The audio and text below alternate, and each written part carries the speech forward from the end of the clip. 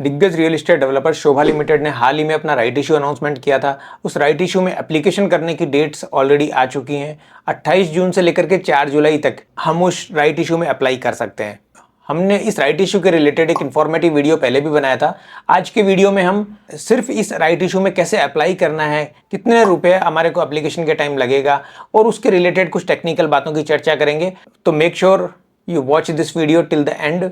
और इस right issue related आपका कोई भी सवाल है, कोई भी डाउट है तो आप हमें कमेंट्स में लिख सकते हैं, हम उसका जवाब देने की पूरी कोशिश करेंगे। तो चलिए शुरू करते हैं। सबसे पहले हम राइट इशू से रिलेटेड कुछ बातों की चर्चा कर लेते हैं। लास्ट में हम उस एप्लीकेशन की प्रोसेस की चर्चा करेंगे। सबसे पहली बात, जिन लोगों के पास में रिकॉर्ड डेट को यानी 19 जून को शोभा लिमिटेड के शेयर थे, उनके खाते में राइट एंटाइटलमेंट क्रेडिट हो चुके हैं 28 जून से पहले पहले। वो राइट एंटाइटलमेंट इस बात का राइट है कि वो राइट इशू में अप्लाई कर सकते हैं। अब जिन भी व्यक्ति के पास में वो शेयर आए हैं आरी, शोभा आरी नाम से, उनके पास में दो ऑप्शन है। पहली बात, वो 1 तारीख तक वो आरी को मार्केट में बेच दें और अपना मुनाफा घर ले जाएं। और अगर उनको राइट इशू में अप्लाई करना है तो उनको उस आरी को, शोभा राइट एंटाइटलमेंट को बाजार में बेचना नहीं है, उसे अपने पास रखना है और उस राइट इशू के लिए अप्लाई करना है। दूसरी बात, राइट इशू की रेट जो है वो 1651 रुपये पर शेयर है, लेकिन कंपनी ये पूरा पैसा एक साथ नहीं ले रही है। कंपनी इसको 2 या 3 टुकड़ों में लेगी। At the time of application 825 रुपये 50 पैसे देने हैं। इसमें 820 रुपये 50 पैसे प्रीमियम है और 5 रुपये की फेस वैल्यू है। यानी कि कंपनी का एक्चुअल फेस वैल्यू 10 रुपये पर शेयर है। ये company partial paid up share issue करेगी, यानी आपने अभी पार्शियली ही पैसा चुकाया है। राइट इशू के सक्सेसफुल अलॉटमेंट के बाद जब आपके पास शोभा लिमिटेड की पार्शियल पेड अप शेयर आएंगे तो आपको उन शेयर को, जब भी आपसे बैलेंस अमाउंट मांगती है तो उस बैलेंस अमाउंट को आपको पेमेंट करना है। अगर आप वो बैलेंस अमाउंट पे नहीं करना चाहते तो कंपनी के अनाउंसमेंट को आप देखते रहिए। जब भी कंपनी नेक्स्ट पेमेंट कॉल करने वाली हो उससे पहले आप अपने इस शेयर को बेच दीजिए, पार्शियल पेड अप शेयर को। अब आ जाते हैं हम एप्लीकेशन के ऊपर। ये एप्लीकेशन 2 तरीके से पॉसिबल है। पहला ऑनलाइन, दूसरा फिजिकल एप्लीकेशन प्रोसेस से। ऑनलाइन एप्लीकेशन में ये आरटीए की वेबसाइट से इस राइट इशू में आप अप्लाई नहीं कर सकते, यानी रजिस्ट्रार और ट्रांसफर एजेंट की वेबसाइट से, आरवेब के पोर्टल से आप इस इशू में अप्लाई नहीं कर सकते हैं। ऑनलाइन एप्लीकेशन के लिए केवल आपको नेट बैंकिंग के पोर्टल का इस्तेमाल करना होगा, एस्बा फैसिलिटी का इस्तेमाल करना होगा। Application supported by blocked amount. बहुत सारे मेजर नेशनलाइज्ड बैंक जो हैं वो एस्बा की फैसिलिटी आपको देते हैं, आपको उस फैसिलिटी को इस्तेमाल करना है। आप अपने बैंक से चेक कर सकते हैं कि वो एस्बा दे रहा है या नहीं दे रहा। तो एस्बा फैसिलिटी में सबसे पहले आपको अपनी इन्वेस्टर प्रोफाइल रजिस्टर करनी होती है। उसके बाद में आपको इशू सेलेक्ट करना होता है कि आप कौन से इशू में अप्लाई कर सकते हैं, क्योंकि बाजार में बहुत सारे इशू एवरी टाइम चल रहे होते हैं।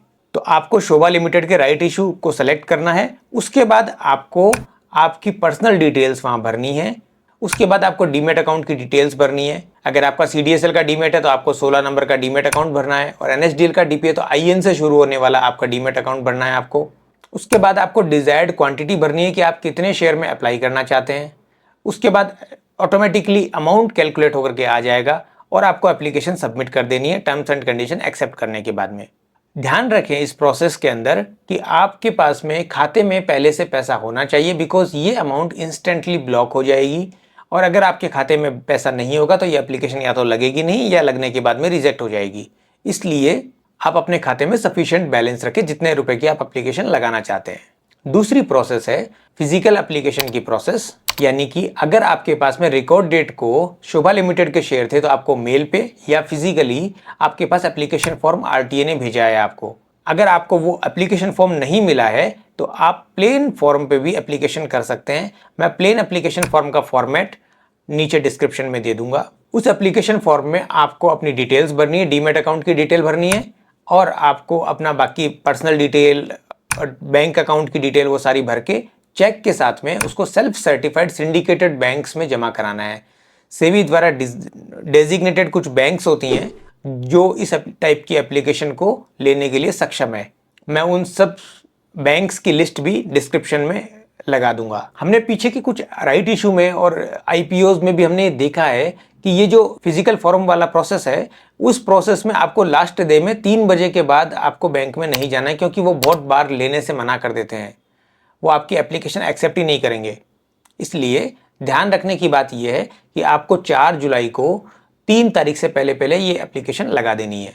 अब 2-3-4 बातें, जैसे समझिए आपने आपके पास में आपको 6 शेयर, मिनिमम जो 6 शेयर का अलॉटमेंट आया है आपको आरई का, वो आया है। आप उनसे कम या ज़्यादा शेयर के लिए भी अप्लाई कर सकते हैं। अगर आप कम शेयर के लिए अप्लाई करना चाहते हैं तो रिमेनिंग आरई को आप बेच दीजिए, रिमेनिंग एंटाइटलमेंट को आप बेच दीजिए, और जो भी आपको जितने शेयरों के लिए आपको अप्लाई करना है उतने ही राइट एंटाइटलमेंट आप रखिए अपने पास में।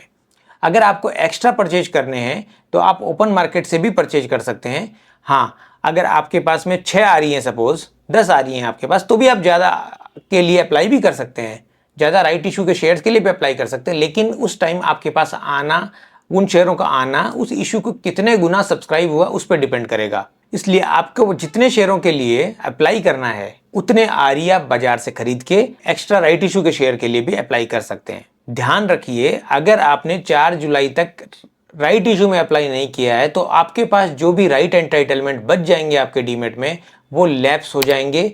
बहुत सारे लोग ये गलती करते हैं, आरई वाले शेयर को, राइट एंटाइटलमेंट को मेन शेयर खरीद करके उसको परचेज कर लेते हैं, और वो ऐसा समझते हैं कि जैसे मेन शेयर हमारे पास में आता है, हमारे डीमेट में फॉरएवर रहता है, वैसे ये भी रहेंगे। क्योंकि जब से आरई की ट्रेडिंग स्टार्ट होती है तब से उसमें काफ़ी उथल पुथल होती है, मतलब कभी वो गिरेगा कभी बढ़ेगा। तो इस प्रकार जो भी लोग उस आरई में अप्लाई कर रहे हैं, केवल वही उस आरई को खरीदें। अब क्योंकि बहुत सारे ब्रोकर एक्चुअली आपको अलर्ट भी देते हैं, लेकिन हम उस अलर्ट को ध्यान नहीं दे करके स्किप कर देते हैं उस वार्निंग को। लेकिन ये इंपॉर्टेंट बात है क्योंकि ये पैसा पूरा लैप्स हो जाता है अगर आप अप्लाई नहीं करेंगे तो। हम उम्मीद करते हैं हमने इस राइट इशू से रिलेटेड सारी बातें कवर कर ली। फिर भी आपका अगर कोई सवाल है तो आप हमें कमेंट में लिख के पूछ सकते हैं, और अगर ये वीडियो अच्छा लगता है तो वीडियो को लाइक कीजिए। Thank you.